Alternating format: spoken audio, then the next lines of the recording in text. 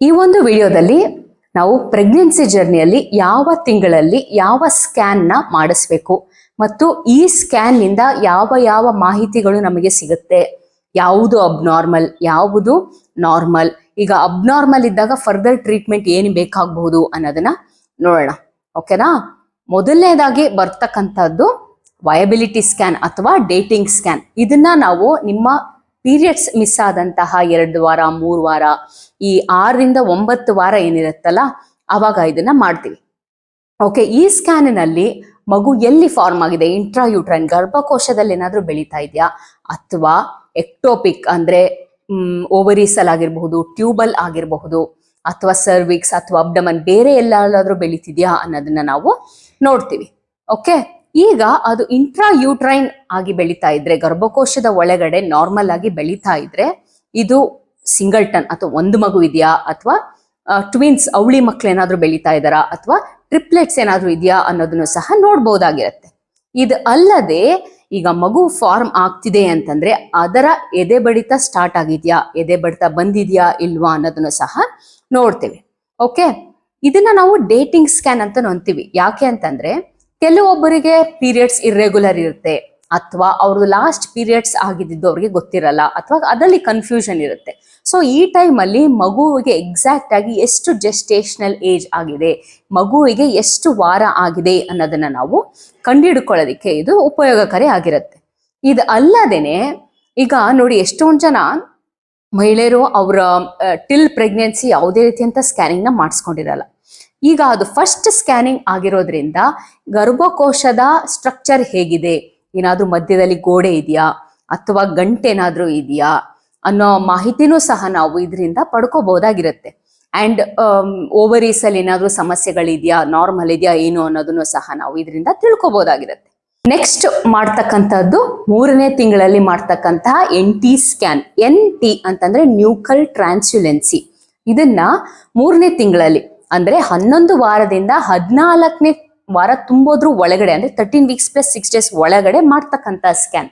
ಇದ್ರಲ್ಲಿ ಏನ್ ನೋಡ್ತೀವಿ, ನ್ಯೂಕಲ್ ಅಂತ ಅಂದ್ರೆ ನೆಕ್ ಅಂದ್ರೆ ಮಗುವಿನ ಕತ್ತಿನ ಭಾಗದಲ್ಲಿ ಫ್ಲೂಯಿಡ್ ಸ್ಪೇಸ್ ಇರುತ್ತೆ. ಇದು ಎಷ್ಟಿದೆ ಅನ್ನೋದನ್ನ ನಾವು ಮೆಷರ್ ಮಾಡ್ತೀವಿ. ಇದು ಅಲ್ಲದೇನೆ ಇದ್ರ ಜೊತೆಗೇನೆ ನಾವು ಒಂದು ಡ್ಯುಯಲ್ ಮಾರ್ಕರ್ ಅಥವಾ ಡಬಲ್ ಮಾರ್ಕರ್ ಟೆಸ್ಟ್ ಅಂತಾನೂ ಸಹ ಮಾಡ್ತೀವಿ. ಇದು ಒಂದು ಫಸ್ಟ್ ಟ್ರೈಮಿಸ್ಟರ್ ಸ್ಕ್ರೀನಿಂಗ್ ನ ಅಂಗವಾಗಿರುತ್ತೆ. ಅಂದ್ರೆ ಮಗುವಿಗೆ ಯಾವುದೇ ರೀತಿಯಂತ ಕ್ರೋಮೋಸೋಮಲ್ ಅಬ್ನಾರ್ಮಲಿಟೀಸ್ ಏನಾದ್ರು ಇದೆಯಾ, ಟ್ರೈಸೋಮಿ 21, ಟ್ರೈಸೋಮಿ 18, ಟ್ರೈಸೋಮಿ 13 ಅಂತ ಕೇಳಿರ್ತೀವಿ, ಡೌನ್ ಸಿಂಡ್ರೋಮ್ ಬಗ್ಗೆ, ಎಡ್ವರ್ಡ್ ಸಿಂಡ್ರೋಮ್ ಬಗ್ಗೆ, ಮಗುವಿಗೆ ಯಾವ್ದಾದ್ರು ಬುದ್ಧಿಮಾಂದ್ಯತೆಗಳು ಬರಬಹುದಾ ಅಂತ ಒಂದು ರಿಸ್ಕ್ ನ ನಾವು ಕ್ಯಾಲ್ಕುಲೇಟ್ ಮಾಡ್ತೀವಿ. ಅದೇ ನಿಮ್ಮ ಸ್ಕ್ಯಾನಿಂಗ್ ಮತ್ತೆ ನೀವು ಕೊಡ್ತಕ್ಕಂತಹ ಬ್ಲಡ್ ಟೆಸ್ಟ್, ಇದು ಡ್ಯುಯಲ್ ಮಾರ್ಕರ್ ಏನಿದೆಯಲ್ಲ, ತಾಯಿಯಿಂದ ತೆಗೆದಂತಹ ಬ್ಲಡ್, ಇದೆರಡನ್ನೂ ಕಂಬೈನ್ ಮಾಡಿ ಒಂದು ರಿಸ್ಕ್ ನ ನಾವು ಹೇಳ್ತೀವಿ. ಅಂದ್ರೆ ರಿಸ್ಕ್ ನ ಕ್ಯಾಲ್ಕುಲೇಟ್ ಮಾಡಿದಾಗ ಲೋ ರಿಸ್ಕ್ ಇತ್ತು ಅಂತಂದ್ರೆ ನೀವು ಭಯ ಪಡುವಂಥದ್ದಿಲ್ಲ.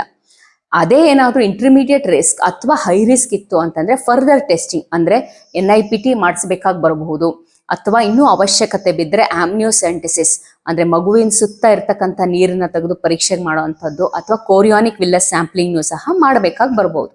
ಓಕೆನಾ?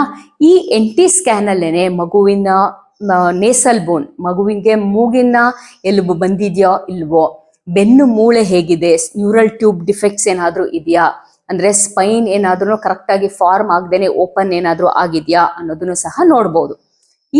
ಈ ಸ್ಕ್ಯಾನಿಂಗ್ ನ ನೀವು ಒಬ್ರು ಫೀಟಲ್ ಮೆಡಿಸಿನ್ ಎಕ್ಸ್ಪರ್ಟ್ ಹತ್ರ ಮಾಡಿಸೋದಾಗಿದ್ರೆ ಇವರು ಇದೇ ಸ್ಕ್ಯಾನಿನಲ್ಲೇನೆ ಮಗುದು 2 ಕೈ ಬೆಳವಣಿಗೆ ಆಗ್ತಾ ಇದೆಯಾ, 2 ಕಾಲ್ ಬೆಳವಣಿಗೆ ಆಗ್ತಿದ್ಯಾ, ಹೊಟ್ಟೆ ಬಂದಿದ್ಯಾ, ಬ್ಲಾಡರ್ ಬಂದಿದ್ಯಾ, ಕಿಡ್ನಿ ಇದೆಯಾ, ಮತ್ತೆ ಇನ್ನಿತರ ಸ್ಟ್ರಕ್ಚರ್ಸ್ ಸಹ ಈ NT ಸ್ಕ್ಯಾನ್ ಅಲ್ಲೇ ನೋಡಲಾಗುತ್ತೆ.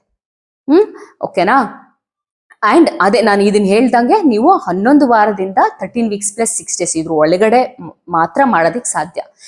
ಇದಕ್ಕೆ ಮುಂಚೆನೂ ಮಾಡೋಕ್ಕಾಗಲ್ಲ, ಮತ್ತೆ 14 ವಾರ ಕಳೆದ ಮೇಲೂ ಸಹ NT ಸ್ಕ್ಯಾನ್ ನ ಮಾಡಕ್ ಬರಲ್ಲ. ಓಕೆ, ಅಂಡ್ ಇದೇ NT ಸ್ಕ್ಯಾನ್ ಅಲ್ಲಿ ತಾಯಿ ಬಗ್ಗೆ ಏನ್ ನೋಡ್ತೀವಿ ಅಂತ ಅಂದ್ರೆ ಅಗೇನ್ ನಾವು ಯೂಟ್ರೈನ್ ಆರ್ಟರಿ ಡಾಪ್ಲರ್ಸ್ ಅಂತ ಹೇಳ್ತೀವಿ. ಕೆಲವೊಂದು ಪ್ಯಾರಾಮೀಟರ್ಸ್ ನೋಡಿ ತಾಯಿಗೆ BP ಬರೋ ರಿಸ್ಕ್ ಇದೆಯಾ ಅಥವಾ ತಿಂಗಳಿಗೂ ಮುಂಚೆ ಅಂದ್ರೆ 9 ತಿಂಗಳಿಗೂ ಮುಂಚೆ ಡೆಲಿವರಿ ಆಗೋದಕ್ಕೆ ಎಷ್ಟು ರಿಸ್ಕ್ ಇದೆ, ಅಂದ್ರೆ ಪ್ರೀ ಟರ್ಮ್ ಡೆಲಿವರಿ ಆಗೋ ಚಾನ್ಸಸ್ ಏನಾದ್ರು ಇದೆಯಾ ಅನ್ನೋ ಒಂದು ರಿಸ್ಕ್ನು ಸಹ ನಾವು ಈ ಸ್ಕ್ಯಾನ್ ಜೊತೆನೆ ಕ್ಯಾಲ್ಕುಲೇಟ್ ಮಾಡ್ತೀವಿ. ಯಾಕಂತಂದ್ರೆ ನಾವು ಗರ್ಭಕೋಶದ ಬಾಯಿ ಸರ್ವೈಕಲ್ ಲೆಂತ್ ಎಷ್ಟಿದೆ ಅನ್ನೋದನ್ನು ನೋಡೋದ್ರಿಂದ ನಮಗೆ ಸರ್ವೈಕಲ್ ಇನ್ಕಾಂಪಿಟೆನ್ಸ್ ಏನಾದ್ರೂ ಇದೆಯಾ, ಅಂದ್ರೆ ಗರ್ಭಕೋಶದ ಬಾಯಿ ಏನಾದ್ರೂ ಲೆಂತ್ ಕಮ್ಮಿ ಆಗಿದೆಯಾ ಅನ್ನೋದನ್ನು ಸಹ ನೋಡಬಹುದಾಗಿರುತ್ತೆ. ಇನ್ ಕೇಸ್ ಕಮ್ಮಿ ಇತ್ತು ಅನ್ನೋದಾದ್ರೆ ಸರ್ವೈಕಲ್ ಸ್ಟಿಚಿಂಗ್ ಹಾಕ್ಬೇಕಾಗಿ ಬರಬಹುದು. ಓಕೆನಾ. ಅಂಡ್ ಇನ್ ಕೇಸ್ ಏನಾದ್ರು BP ಬರೋ ರಿಸ್ಕ್ ಹೆಚ್ಚಿದೆ, ಮತ್ತೆ ಅಗೇನ್ ಪ್ರೀಟರ್ಮ್ ರಿಸ್ಕ್ ಏನಾದ್ರು ಹೆಚ್ಚಿದೆ ಅಂತಂದ್ರೆ ನಿಮ್ಗೆ ಸ್ಪೆಸಿಫಿಕ್ ಮೆಡಿಕೇಶನ್ಸ್ ನ ಅವಶ್ಯಕತೆನೂ ಸಹ ಇರುತ್ತೆ. ಓಕೆನಾ. ಇದು ನಿಮ್ಮ NT ಸ್ಕ್ಯಾನ್ ಬಗ್ಗೆ. ಇನ್ನು ನೆಕ್ಸ್ಟ್ ಬರ್ತಕ್ಕಂಥದ್ದು 5ನೇ ತಿಂಗಳಲ್ಲಿ ಮಾಡಿಸ್ತಕ್ಕಂಥ ಅನಾಮಲಿ ಸ್ಕ್ಯಾನ್. ಇದನ್ನ ನಾವು 18 ವಾರದಿಂದ 22 ವಾರ ಈ ಒಂದು ಟೈಮ್ ಲೈನ್ ಅಲ್ಲಿ ಮಾಡ್ತೀವಿ. ಇದು ನಿಮ್ಗೆ ಮೋಸ್ಟ್ ಆಫ್ ದೆಮ್ ಗೊತ್ತಿರುತ್ತೆ. ಇದು ಒಂದು ಡೀಟೇಲ್ಡ್ ಸ್ಕ್ಯಾನ್, ಒಂದು ದೊಡ್ಡ ಸ್ಕ್ಯಾನ್ ಆಗಿರುತ್ತೆ. ಇದರಲ್ಲಿ ಮಗುವನ್ನ ಅಡಿಯಿಂದ ಮುಡಿವರೆಗೂ ಸಹ ನೋಡ್ತೀವಿ. ಮಗುವಿನ ತಲೆಬುರುಡೆ ಹೇಗಿದೆ, ಒಳಗಿನ ಮೆದುಳಿನ ಮೇಜರ್ ಸ್ಟ್ರಕ್ಚರ್ಸ್ ನೋಡ್ತೀವಿ, ಮಗುವಿನ ಮುಖ, ನೋಸ್ ಹೇಗಿದೆ, ಮೂಗ್ ಹೇಗಿದೆ, ಮೂಗಿನ ಎಲುಬು ಹೇಗಿದೆ, ಮತ್ತೆ ಫೇಸ್, ನೋಸ್ ಆಗಿರಬಹುದು, ಲಿಪ್ಸ್ ಆಗಿರಬಹುದು, ಸೀಳು ತುಟಿ ಏನಾದ್ರೂ ಇದೆಯಾ, 2 ಕೈ, 2 ಕಾಲು, ಹೊಟ್ಟೆ ಭಾಗ, ಹೊಟ್ಟೆಯಲ್ಲಿ ಏನಾದ್ರೂ ಡಿಫೆಕ್ಟ್ಸ್ ಏನಾದ್ರೂ ಇದೆಯಾ, ಅಥವಾ ಕರಳೇನಾದ್ರೂ ಹೊರಗಡೆ ಏನಾದ್ರೂ ಬಂದಿದ್ಯಾ, ಅಥವಾ ಏನಾದ್ರೂ ಸ್ಟಮಕ್ ಏನಾದ್ರೂ ಹರ್ನಿಯೇಷನ್ ಏನಾದ್ರೂ ಇದೆಯಾ, ಲಂಗ್ಸ್ ಅಲ್ಲಿ ಏನಾದ್ರೂ ಸಮಸ್ಯೆ ಏನಾದ್ರೂ ಇದೆಯಾ, ಮತ್ತೆ 2 ಕಿಡ್ನಿಸೋ, ಕಾಲು, ಇದು ಎಲ್ಲದನ್ನು ಸಹ ನೋಡ್ತೀವಿ. ಕೆಲವೊಬ್ಬರಿಗೆ ವಕ್ರ ಕಾಲು ಇರುತ್ತೆ, CTV, ಈ ರೀತಿಯಂತಹ ಅಬ್ನಾರ್ಮಲಿಟೀಸ್, ಅಗೇನ್ ಸ್ಪೈನಲ್ಲಿ ಏನಾದ್ರೂ ಸಮಸ್ಯೆ ಇದ್ರೆ, ನ್ಯೂರಲ್ ಟ್ಯೂಬ್ ಡಿಫೆಕ್ಟ್ಸ್, ಆ ರೀತಿದ್ದನ್ನು ಸಹ ನಾವು ಈ ಸ್ಕ್ಯಾನಿಂಗ್ ನಲ್ಲೇನೆ ನಾವು ಕಂಡುಹಿಡಿಯಬಹುದಾಗಿರುತ್ತೆ. ಓಕೆನಾ. ಅಂಡ್ ಈ ಸ್ಕ್ಯಾನಿಂಗ್ಗೆ ನೀವು ಬರುವಾಗ ನೀವು ಆದಷ್ಟು ನಿಮ್ಮನ್ನ ನೀವೇ ಬಿಡುವು ಮಾಡ್ಕೊಂಡು ಬರಬೇಕು. ಇದನ್ನ ಒಂದು ಗಡಿಬಿಡಿಯಲ್ಲಿ ಮಾಡೋಕ್ಕಾಗಲ್ಲ. ಯಾಕಂತಂದ್ರೆ ಮಗುವಿನ ಒಂದು ಸ್ಪೆಸಿಫಿಕ್ ಪೊಸಿಷನ್ ಇರ್ಬೇಕಾಗಿ ಬರುತ್ತೆ ಮಗು. ಕೆಲವೊಂದ್ಸಲ ಮಗು ಪೂರಾ ದಬಾಕೊಂಡೇ ಇತ್ತು ಅಂದ್ರೆ, ಸ್ಪೈನ್ ಯಾವಾಗ್ಲೂ ಮೇಲೆ ಇತ್ತು ಅಂತಂದ್ರೆ ನಾವು ಹಾರ್ಟ್ ಮತ್ತೆ ಫೇಸ್ ನೋಡ್ಲಿಕ್ಕೆ ಬರಲ್ಲ. ಸೊ ಹಾಗಾಗಿ ಆ ಕಾರಣಕ್ಕೆ ಮಗು ತಿರುಗಿಲ್ಲ ಅಂತ ಅಂದ್ರೆ ನಿಮ್ಗೆ ನಾವು ಜ್ಯೂಸ್ ಕುಡ್ಕೊಂಡು ಬನ್ನಿ, ಅಥವಾ ಏನಾದ್ರು ಸ್ವೀಟ್ ತಿನ್ಕೊಂಡ್ಬಂದು ಸ್ವಲ್ಪ ವಾಕ್ ಮಾಡ್ಕೊಂಡ್ ಬನ್ನಿ ಅಂತ ಹೇಳ್ತೀವಿ. ಸೊ ದಟ್ ಬೇಬಿ ಕೂಡ ಟರ್ನ್ ಆಗ್ಬೇಕು ಅಂತ. ಇನ್ನು ಕೆಲವು ಸಲ ತುಂಬಾನೇ ಬೇಬಿ ಮೂಮೆಂಟ್ಸ್ ಇದ್ರೂ ಸಹ ನಾವು ಕರೆಕ್ಟ್ ಆಗಿ ನೋಡಕ್ ಬರಲ್ಲ ಅಲ್ವಾ. ಅಂಡ್ ಇನ್ನೊಂದೇನು ಅಂತಂದ್ರೆ, ಇವನ್ ಇವಿಷ್ಟೆಲ್ಲ ಮಾಡಿದ್ರು ಸಹ ಮತ್ತೆ ಮಗುವುದು ಪೊಸಿಷನ್ ಚೇಂಜ್ ಆಗಲಿಲ್ಲ ಅಂತ ಅಂದ್ರೆ ಮತ್ತೆ ನಿಮ್ಗೆ ಸ್ಕ್ಯಾನಿಂಗ್ಗೆ ಬರೋದಕ್ಕೆ ಹೇಳ್ಬೋದು. ಅದ್ರ ನೆಕ್ಸ್ಟ್ ಡೇ ಅಥವಾ ಆಫ್ಟರ್ 2 to 3 days ಮತ್ತೆ ಸ್ಕ್ಯಾನಿಂಗ್ಗೆ ಬರೋದಕ್ಕೆ ಹೇಳ್ಬಹುದು. ಸೊ ಅವಾಗ ನೀವು ಗಾಬರಿ ಪಡೋದು ಬೇಡ. ಯಾಕಂದ್ರೆ ಎಷ್ಟೊಂದ್ ಜನಕ್ಕೆ ಮಗು ತಿರುಗಿಲ್ಲ, ಸ್ವಲ್ಪ ಓಡಾಡ್ಕೊಂಡ್ ಬನ್ನಿ ಅಂತಂದ್ರೆ ಎಷ್ಟೊಂದ್ ಜನ, ಓ ಮೇಡಮ್ ಏನಾದ್ರು ಪ್ರಾಬ್ಲಮ್ ಏನಾದ್ರು ಇದೆಯಾ ಅಂತ ಗಾಬರಿ ಪಟ್ಕೊಂಡ್ಬಿಡ್ತೀರಾ. ಸೊ ಆ ರೀತಿ ಎಲ್ಲ ನೀವು ಫರ್ದರ್ ಆಗಿ ಪೂರಾ ಸ್ಕ್ಯಾನ್ ಮಾಡಿ ತಿಳಿಸೋ ತನಕನು ನಿಮಗ್ ನೀವೇ ಏನೋ ಊಹೆ ಮಾಡ್ಕೋಬೇಡಿ. ಓಕೆನಾ. ಮಗು ಟರ್ನ್ ಆಗ್ಬೇಕಾಗಿರೋದು ಎಷ್ಟೊಂದ್ ಜನಕ್ಕೆ ಸೆಕೆಂಡ್ ಟೈಮ್ ಬರೋದಕ್ಕೆ ಹೇಳ್ತೀವಿ, ಅಥವಾ ವಾಕ್ ಮಾಡ್ಬಿಟ್ಟು ಬರಕ್ ಹೇಳ್ತೀವಿ, ಅದು ಕಾಮನ್. Okay fine. ಇನ್ನು ನೆಕ್ಸ್ಟ್ ಏನು ಅಂತಂದ್ರೆ, ಈಗ ಈ ಸ್ಕ್ಯಾನಿಂಗ್ ಏನು ಅಂತಂದ್ರೆ, ಇನ್ ಕೇಸ್ ಏನಾದ್ರೂ ಮಗುವಲ್ಲಿ ಏನಾದ್ರೂ ಮೈನರ್ ಅಥವಾ ಮೇಜರ್ ಏನಾದ್ರು ಅಬ್ನಾರ್ಮಲಿಟೀಸ್ ಇತ್ತು ಅಂತ ಅಂದ್ರೆ ನಿಮಗೆ ನೀವು ಆದಷ್ಟು ಅಂದ್ರೆ ಈ ಟೈಮಿಂಗ್ ಗ್ಯಾಪ್ ಅಲ್ಲಿ 18 to 22 weeks, ಅರೌಂಡ್ 20 weeks ಮಾಡಿಸೋದ್ರಿಂದ ನಿಮ್ಗೆ ಫರ್ದರ್ ಜೆನೆಟಿಕ್ ಟೆಸ್ಟಿಂಗ್ ನ ಅವಶ್ಯಕತೆ ಇತ್ತು ಮಗುವಿಗೆ ಅಂತ ಅಂದ್ರೆ ಆ ಆಪ್ಷನ್ ನಿಮ್ ಕೈಯಲ್ಲಿ ಇರುತ್ತೆ. ಅಲ್ಲದೆ ಏನಾದ್ರೂ ಮೇಜರ್ ಏನಾದ್ರೂ ಪ್ರಾಬ್ಲಮ್ ಏನಾದ್ರೂ ಇತ್ತು ಅಂತ ಅಂದ್ರೆ ಸಂಬಂಧಪಟ್ಟಂತಹ ಪೀಡಿಯಾಟ್ರಿಕ್ ಸರ್ಜನ್ಸ್ ಆಗಿರಬಹುದು, ಅಥವಾ ಮತ್ತಿತರ ಸ್ಪೆಷಾಲಿಟೀಸ್ ಅವ್ರ ಹತ್ರ ನೀವು ಕನ್ಸಲ್ಟ್ ಮಾಡಿ ಒಂದು ಡಿಸಿಷನ್ ತಗೊಳ್ಳೋದಕ್ಕೆ ನಿಮ್ಗೆ ಇದು ಸಹಾಯ ಆಗುತ್ತೆ. ಇನ್ನು 7ನೇ ತಿಂಗಳಲ್ಲಿ ಮಾಡಿಸ್ತಕ್ಕಂತಹದ್ದು ಗ್ರೋತ್ ಸ್ಕ್ಯಾನ್.